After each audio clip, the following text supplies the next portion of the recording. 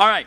So we have been in this series, How to Date Like an Idiot. And again, I just want to say it, that the things that I'm saying is not calling you an idiot. I don't think any of you are idiots. In fact, if as I'm talking, you're identifying yourself as, oh, I think that, or I've done that, or I'm there, the fact that you realize it means you're not an idiot. And so there is hope.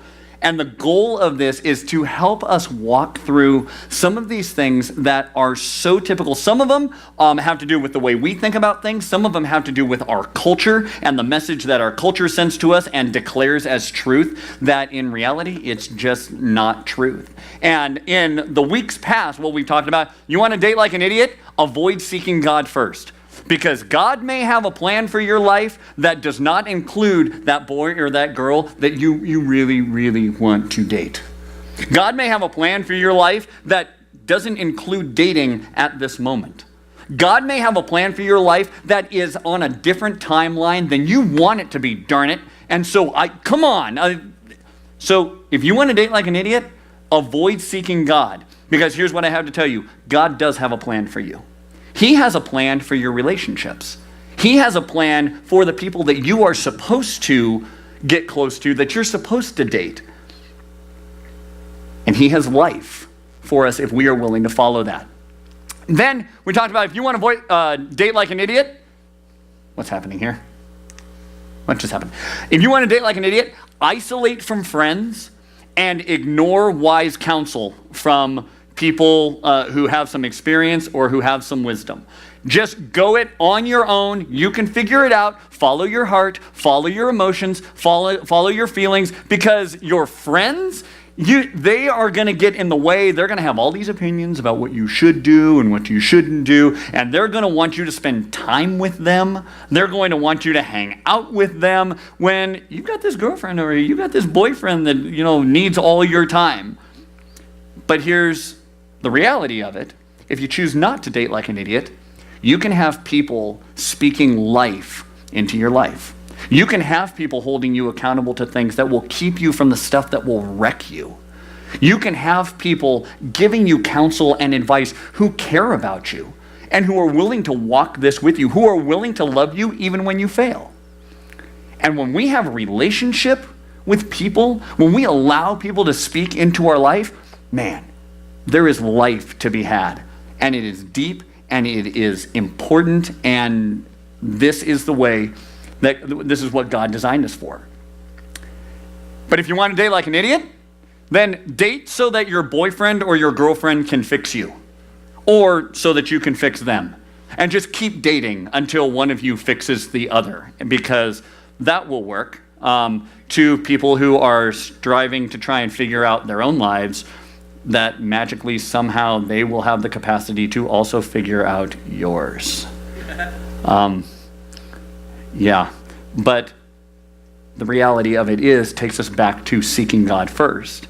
If you're willing to seek God first, if you're willing to go, God, I acknowledge that I'm a mess. And you guys, can I just tell you personally that this is something that I still need to be willing to confess. This is something I still need to be willing to say, you know what? I'm a wreck. I need to be willing to come to a place where I go, you know what? My wife is not going to be able to fix me. And there is work to be done in my heart and in my life that only God's going to be able to do. Are you willing to allow that to happen? Are you willing to seek God first, believing that there is not a person on the planet that has the capacity to do the work in your life that needs to be done? Do you believe that? If not, date like an idiot. Believe that there is someone out there who is magically you're going to hook up with, and they're going to be everything you ever need. They're going to meet every want. They are going to be exactly the person that is going to make you whole. But I promise you, you're going to keep searching and searching and searching, and it's not going to end well. But if you want to date like an idiot, date too early. Believe the culture that says you're cooler if you have a boyfriend. You're cooler if you have a girlfriend. You've got status if you've got somebody, or you know what, it feels so good to have a boyfriend or a girlfriend, to have somebody who looks you in the eyes and is just like, I like you a lot. And you can make that your world. But the reality of that is the earlier you date, the longer you've got to try and make that satisfy before you can take the step of getting married. So you start dating really early because it feels good and you like the feeling of dating and being somebody's girlfriend or boyfriend, and for 6, 7, 8 years before you can take the step of marriage, which means you've got to stay accountable physically, you've got to stay accountable relationally, you've got to maintain other friendships while you're trying to balance this strange thing called a dating relationship for year after year after year after year. Or you can develop friendships. And instead of believing the lie that you've got to date somebody in order to get close to them, you can grow together in all these other ways that don't require dating. You can grow together emotionally and spiritually and relationally without having the whole girlfriend, boyfriend, oh, now we get to hold hands, now we get to kiss, now we get to, all that feel good. But to maintain that for so long is really tough. So, with all of that, we're going to wrap up tonight. All right? This is the final week. Okay? And I'm going to blast through a bunch of stuff that my tendency, and I do this even with my own kids, I want to convince you. Anybody else like that? Like when you talk to somebody, you want them to really get it. You guys, I want you to really get it. But the reality of it is, if I convince you, well, then it's just you believing me. I'm praying that God will speak to your heart. I'm going to throw a bunch of things out for you to think about, for you to consider. I'm not making any rules for you. I'm not your parent. And even if I am your parent, there are decisions and things that you've got to make, a path that you've got to decide you're going to walk. And my prayer is that you wouldn't be convinced by me, that I wouldn't be clever enough for you to base a decision on, but that the truth of God is what you would always seek. And the life that God has for you is what you would always turn to. So we're going to go through a bunch of stuff, and I'm not going to give you all the answers. I'm not going to be like, and this is how this is going to turn out. I don't know how it's going to turn out for you. But I'm hopefully going to be speaking truth to this one last area of how to date like an idiot. So if you want to date like an idiot, don't have any physical boundaries in your relationship. Because if you have physical boundaries, it means that you don't get to just do what feels good. If you set up physical boundaries in your relationship, it means that you don't get to just, pursue whatever your body tells you to do. If you have physical boundaries, it means that you don't get to just, be an adult and do what you see in the movies and do all the things that culture screams at you, hey, this is what you're supposed to do. If you really love each other, sex is the ultimate expression of love. Oh, it is? Well, then I better have sex as soon as possible. Oh, well, making out and allowing things to happen physically is the way that I know that he really cares about me. And we start to believe these things because this is what culture screams at us. And culture then takes all the physical stuff, all the intimacy of what was designed for a marriage relationship, and says, you can do this casually. Sex is recreational. And we start to believe that. We see that in a movie and we go, oh yeah, see? Turned out well for them. In the hour and 37 minutes I watched them in that movie, look, it's just what a great, they ended kissing. They spent the rest of their life embracing one another with their tongues down each other's throats. What heaven, right? And we believe that. And we believe there's reality. That's what relationship should be. That's what it needs to be. And we believe these things that culture says to us, that it can all just be recreational, it can all just be fun. And many people start off saying, oh, we're not going to have sex. No. We're going out. Yeah, we hold hands and we hug and we kiss but we're not gonna have sex. And then they don't feel the need to set up any boundaries. They don't have any plan for staying away from sex. They just believe, no, I'm not going to do that. But they don't set up any boundaries. Or they start off saying that, or there's some that they set up boundaries, but then because there is no accountability in their life, they don't have people speaking into their life, they're not seeking God first, they're seeking whatever will make them happy first. They start to take those boundaries and they start to move them. They start to just kind of, oh, well, yeah, I said we weren't going to do that, but I mean, that was 6 months ago. I was much less mature 6 months ago. We were much less in love 6 months ago. And so now I'm just going to kind of bump this over but we're not going to be here. Who says? It is amazing how quickly hormones shut down conviction. Let me say that again. It's amazing how quickly hormones shut down conviction. It's the reality. And if we kind of set up boundaries, but we don't have any accountability and we don't have anyone walking with us, it's so easy to just kind of, this will be fine.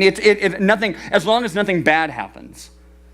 And we start to just move those lines and we start to just, and we start down this slope.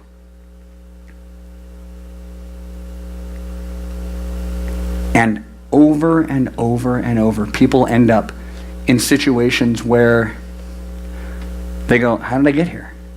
I didn't ever want to be here. I still don't think this is good. I still don't think that this is God's design for my life and for my relationship. How did I get here?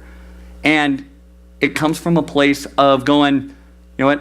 I'm not allowing people to speak into my life. I'm not seeking God first. I'm seeking what I want first. And I haven't set up any boundaries for my life. I haven't set anything up where I go, this is what I'm going to follow, and this is what I'm going to allow to speak into my life. So let me explain to you how this happens. Okay? It starts with this thought. Well, how far is too far?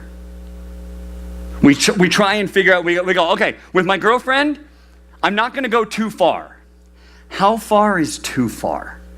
Now, this idea of how far is too far, this makes intimacy, this makes sex a game. How far is too far? It makes it a game of going like, how close can I get without actually getting burned? And we do this in all kinds of areas, right? How much over the speed limit can I go without getting caught? How close to the edge can I get without falling off? And it's sort of like if you had a lighter and you go, all right, how close to the flame can I get without getting burned? But this makes it a game. And just because if I'm holding my hand over a lighter, just because I'm not getting third-degree burns on my hand, it doesn't mean there's not damage. It doesn't mean there's not pain. It doesn't mean that no cells and hair and things are being burned and singed just because, oh my gosh, my hand's not catching on fire. But how far is too far makes intimacy and sex a game. But if instead we set up boundaries, what boundaries do is they change that question of how far is too far into how can I set up boundaries so I don't go too far? Do you see the different focus in those questions? How far is too far? It keeps me focused on how far can I go? Do you get that? How do I set up boundaries so I don't go too far? Where's the focus? Boundaries and not going too far. My focus is here with that question rather than, oh, how can I get as far that way as possible? And there is a whole different mindset in that approach, in setting up boundaries. Now, unfortunately, the Bible doesn't have a book in it, like 2 Thessalonians or something. and where it lays out and says, thou shalt not put thy tongueth on the palate of another for any longer than 13 seconds. And thou shalt not lean up against thy partnereth hard enough to make them fall through the wall on which they leaneth. For this is not goodeth in your relationship. Okay? It doesn't lay that out. We don't, because the Bible isn't going, hey, we want you to be able to get as far as you can. The Bible calls us to something different. Now, a boundary is a line that marks an area, a dividing line. It is a, hey, this is where I don't want to get anywhere close to this. It's a dividing line. Have you set those up in your relationships? As you date, as you think about dating, as you want to date, what is your thought in going, you know what? I don't ever want to find out how far I can go. Because guess what? Every person in the room, you can go all the way. Every one of you. We can all go all the way. What are you going to do to set up a boundary to go, you know what? I don't want to get anywhere close to where I could go. I don't want to get anywhere close to where culture would be like, yeah, do it, whatever, who cares? I want to be where God has me. I want my relationship to be what God has designed for my relationship. And we get all the way back to seeking God first. But let's talk about boundaries for a second. Boundaries for your heart and mind, okay? Many of the physical temptations and the struggles with creating boundaries and staying within boundaries starts with what you look at and what you open the door to in your mind and in your heart and physically. And Jesus showed us how serious our thoughts impact our heart. Matthew 5:27, you have heard the commandment that you must not commit adultery. That's one of those things where we'd be like, oh yeah, I would never. Adultery is not exactly an uncommon thing in our culture, is it? Oh, but I'd never. I do lots of weddings. I do lots of premarital counseling. I have yet to come across a couple who goes, oh yeah, well, I mean, at some point I might cheat. It doesn't happen. Oh, I would never. I would never. Some of you in this room, you've been impacted by unfaithfulness. Oh, I'd never. Well, how would you? Well, when there's compromise, when there's boundaries that aren't fallen. You have heard the command say you must not commit adultery. But I say, anyone who even looks at a woman with lust has already committed adultery in his heart. What you think about, what you look at, the way you look at her, the way you look at him, it matters. That thought that you linger on, that imagination that you have where you're like, it's just thoughts, who cares? It has an impact. And it will have an impact when you begin to date. It will have an impact when you realize, oh, she'll kiss me back. Whoa, he'll really hold me. Wow, I like this. And all of a sudden, those things that you had only imagined put skin on.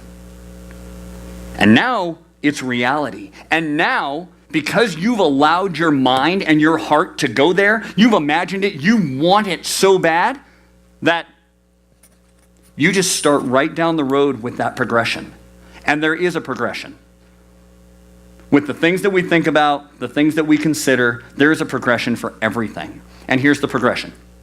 I like it. I want it. I need it. You owe it to me. Never mind, I'll take it. This is the progression that we start down physically in relationships when there are no boundaries. I like it. I want it. Okay, even those we can justify and be like, what? She's hot. I like it. I want it. Now I need it. How am I going to get it? Well, if I'm going to get it, I should probably date somebody. So you start dating. And that's when we start down this thing of, what? Don't you love me? I love you. You owe it to me. And you continue down that road of going, you know what? I'll just take it. Whether you feel good about it or not. You guys, I have counseled young ladies who have gone, you know what? When my husband and I were dating, I never felt good about the stuff that we were doing, but I didn't feel like I had a choice. You guys, the things that we think about impact our actions. They will. It will actually impact your actions. This is why porn is so destructive. And let me just say right off the top here, porn is not just a guy issue. Porn is not just something that guys are attracted to. Porn is not something that just guys are turned on by. This is a woman issue as well. But the things that we see, the stuff that is set up as reality in pornography, it sticks. And as you let your mind linger there, as you believe that oh, well, yeah, that's what girls want. That's what girls are willing to do. As girls look at it and go, well, that's how I get my man. That's how I can be attractive. That's how I can be sexy. And you believe these lies, what you think about will impact your actions. Beyond that, there is actually physical ramifications of looking at pornography. They have done brain scans of people, and it's a fascinating study. I'll simplify it. They've done brain scans of people looking at pornography and shooting heroin. And the same synapses in the brain, the same parts of the brain light up. So while we can sit here and be like, hey, you want some heroin? Here, come shoot up with me. My guess is, you'd be like, no, you're an idiot, get away from me. But if I walk up to you and be like, dude, check out this girl. That's much easier to be like, well, okay. I'm just appreciating God's creation. Right? And we go there and we start, there are physical things, there are physical addictions that happen when we stimulate our brain like that.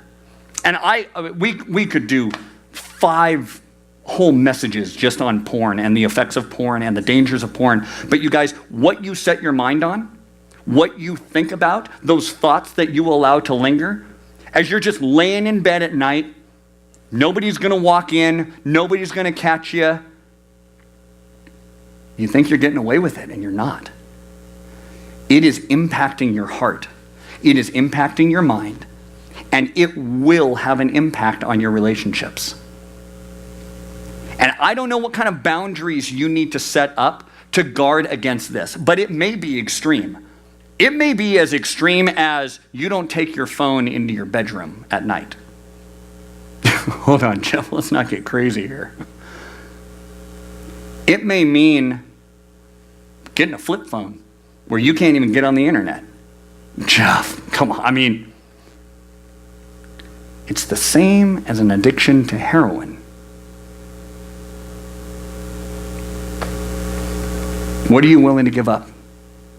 What boundary are you willing to set up? Are you willing to go to somebody, maybe even in this room, and be like, hey, I need you to ask me about this on a weekly basis. I need you to check in with me and encourage me because, man, this is an addiction I have, or this is something I struggle with and I don't want it to impact my relationships in the future. What are you willing to set up as a boundary? What are the boundaries that you need to keep you accountable in order to keep your mind pure? Because that's what God calls us to. We need to set up boundaries for who we date, who you would consider going out with. And the temptation is, okay, honestly, I'll go out with anybody who would go out with me. Because, man, being loved feels good. Having somebody care about you feels good. Being somebody's important person feels good. Do you have boundaries in your relationships and the people that you would consider going out with and dating? If your relationship with Christ is a priority, that should be boundary number one. You should not even consider someone who doesn't have that as the number one priority in their life for their relationships. It shouldn't even be a consideration. You need to set non-negotiables, and the first non-negotiable should be if Jesus is really serious for you. If it's not really serious, then, well, why would you make that a criteria? But then we don't get to go, oh, but I want God to bless my relationship. Not if you haven't given him your relationship. Have you set that up as a boundary? 2 Corinthians 6:14 says this, don't team up with those who are unbelievers. How can righteousness partner with wickedness? How can light live with darkness? What harmony can there be between Christ and the devil? How can a believer be a partner with an unbeliever? And I will say this straight out, okay? And I hope you guys know I love you. I hope you know that I want the best for you. And God wants even better for you than I could possibly. But I love you guys, and I'm going to say this. If you are right now in a relationship with an unbeliever, and you would say you're a believer and Christ is a priority for you, if you are in a relationship with an unbeliever, you need to get out of that relationship. If you are super attracted to somebody who is not pursuing Jesus as their number one priority, you need to back away from that pursuit. But what you do with that, I can't force you to do that. What will you decide? But that decision will impact the boundaries that you set up within that relationship. And let me just tell you that missionary dating, that whole idea of like, I'm going to date somebody and I'll bring them to Jesus, I'll change them, has a very low success rate. But there are huge risks in trying to do that. We need to set up boundaries for what we do. And purity is the goal. And we need to understand that because it can be really easy, especially like through talks like this, you can think that not having sex is the goal. Oh, well, the goal, the line is no intercourse. That's it. Everything up to there, well, no. What God lays out for us, purity is the goal. Purity in our heart, purity in our mind. Purity is the goal. Is that what you're striving for in your relationship? Or is your mindset, how far is too far? Because you can go through a whole lot of impurity before you get to intercourse. You can go through a whole lot of things that God would go, this is not what I designed for a dating relationship. This is what I designed for marriage. Well, we're not having sex. Okay, so she won't get pregnant. Are you being pure? Is your relationship pure? Are you following what God has called you to? Because in 2 Timothy 2:22, it says run from anything that stimulates youthful lust. You talked about this in your detour groups, right? Run from anything that stimulates youthful lust. Instead, pursue righteous living, faithfulness, love, and peace, and enjoy the companionship of those who call on the Lord with pure hearts. We're called to pure hearts. We're called to purity, not just not having sex. But there are a whole lot of things that our world says, what, you feel each other up? What's the big deal? It's not sex. What, sexting? Well, it's just like nude pics. Who cares? There are a whole lot of things that do not fall into righteous living, faithfulness, love, and peace. And there are a whole lot of things that people who are following Christ and pursuing Christ are not called to and should not be part of. So, how far is too far? Or flee from youthful lusts? Well, what are you supposed to flee from? Well, anything that stirs up youthful lusts. Here's the thing. It'll be different for different people. If holding hands stirs up youthful lust in you, don't hold hands. If hugging and snuggling at youth group makes your mind wander, don't do it. If kissing stirs up youthful lust and a desire for a little bit more, then you got no business kissing. But there's a progression in all of these things, and we keep wanting to move the line. Kissing, there's 3 kinds of kisses, by the way. Okay? This is very scientific. I've done this study myself. Okay? The first kind of kiss, and remember, there's a progression. And this is how we get into these places like, okay, so 3 kinds of kisses. Okay, the first kind of kiss is like peaches. Right? It's just peaches. Right? The second kind of kiss is prunes. Right? Prunes. Third kind of kiss? Alfalfa. Right? And it's a progression. Now, at any point, if that stirs up lust in you, back off. But let me say this.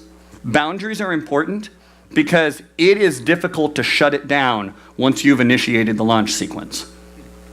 Once you get into this, and once you start being like, oh, how far is too far? How far can I go? It's tough. And I can tell you from personal experience that it is hard to go running out of your girlfriend's house when you realize, I should not be here. What are your boundaries going to be? And are you looking for how far you can go? Or are you looking to not getting anywhere close? If you're in a dating relationship, or if at any point when you get in a dating relationship, you need to declare your boundaries. You need to tell your boyfriend or your girlfriend, this is where I stand. And this is what I want you to partner with me in to make sure that we don't come anywhere close to this. And having said that, I'll say this. If you are embarrassed to make that declaration, if you are afraid of what they will think, if you declare those boundaries, or if they think you're dumb and they think those boundaries are ridiculous, you do not belong in that relationship. Is that clear? I'm trying to set a grid up so we know how to think about those things. But this idea of you should absolutely, you start dating somebody, you go, I want you to know that we're not going to be kissing. I want to spend time with you. I think you're really cool. I find you very attractive. But we are not going to be physical. If this relationship ends up being something that moves into marriage, we will have plenty of time for all the physical we want. And let me just tell you, I've thought about it. If you are embarrassed to make that declaration, if you are insecure in asking your boyfriend or your girlfriend to please help you with that, you do not belong in a relationship. But are you willing to sacrifice that? Are you willing to go, man, oh my gosh, that might mean I don't date? It might. Are you willing to let God work? But you need to declare those boundaries. You need to avoid compromising situations. Because it can be one thing, I've set up these boundaries. I'm not going to cross there. Well, yes, I will get under that blanket with you. Hold on. You can have all the boundaries you want. You put yourself into compromising situations, it's going to be really tough. And in the middle of a makeout session is not the time to start drawing boundaries. Avoid compromising situations. Just don't get in them. And that can be part of declaring your boundaries to your boyfriend or girlfriend, going, look, I'm not coming to your house when your parents aren't home. I'm not having you over to my house when my parents aren't home. We're not doing it. Which leads to this.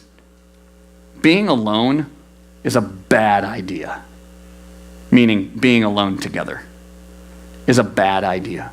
In a dating relationship, there is no reason to be alone other than to be physical. There is no reason to be locked in a house. Just you and her. Just you and him. There is no reason to be off in a park somewhere behind a tree all by yourself. There is no reason to be in a car all by yourself, just sitting there looking at the lights. Being alone together is a bad idea. But are you willing to set that boundary? Oh, she's going to think I'm lame. Maybe she's not the one for you. Because if they're not willing to partner with you in your boundaries, it's not going to end well. And they are not on the same page as you. And I can tell you from personal experience, it is tough when you are not on the same page as a person that you're dating. And I'll just tell you, I compromised who I would date. She was a nice girl. We get along, we like to hang out together, everything's fine. She wasn't a Christian, didn't pursue Jesus, wasn't interested in that, but she was good with me, and so we hung out. Total different agenda for our relationship. Her family had a different agenda for our relationship. I've told some of you this before. I'm at her house, we're sitting in her room, just talking, we really weren't doing anything, and her mom comes down the hall, walks to the door and goes, "Why don't I give you guys some privacy?" And shuts the door. A different agenda, a different sense of boundaries and what is okay and what isn't okay. And I spent that entire relationship trying to run out of the house, trying to make sure we didn't go too far, but never being able to declare, you know what, I'm not okay with this. When I started dating Laura, my wife, we were on the same page. She held me accountable. Now it wasn't just me going, okay, we got to stop. It was her, usually way before me, going, okay, you should go home now. You're probably right, okay. And I'd go home. We set boundaries where we're like, we are not going to be alone together. We're just not going to. We would be at her house hanging out, just chilling, hanging out, and her parents would need to leave, which meant what? We had to leave. What a pain. And we could easily have just gone, we're not going to do anything. We're sitting here watching Happy Gilmore. It's fine. But we had set a boundary, and we were working together on not approaching that boundary. What are you willing to do? Is that something you want for your relationship? I'm going to close with this. Paul writes a letter to Timothy. Timothy's a young guy, unmarried, probably hot. I had all the girls like, ooh, look at Tim. Ooh. Okay? And Paul says it to him like this. In a wealthy home, some utensils are made of gold and silver, and some are made of wood and clay. The expensive utensils are used for special occasions, and the cheap ones are for everyday use. If you keep yourself pure, you will be a special utensil for honorable use. Your life will be clean, and you will be ready for the master to use for every good work. Then it leads into run from anything that stimulates youthful lust. God, you guys listen to me, because I get it, this could just be like a lecture from Dad.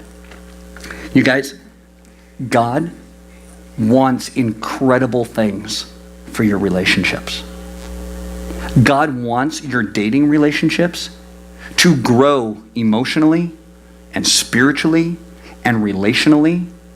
And the physical stuff, you're going to have plenty of time for the physical stuff.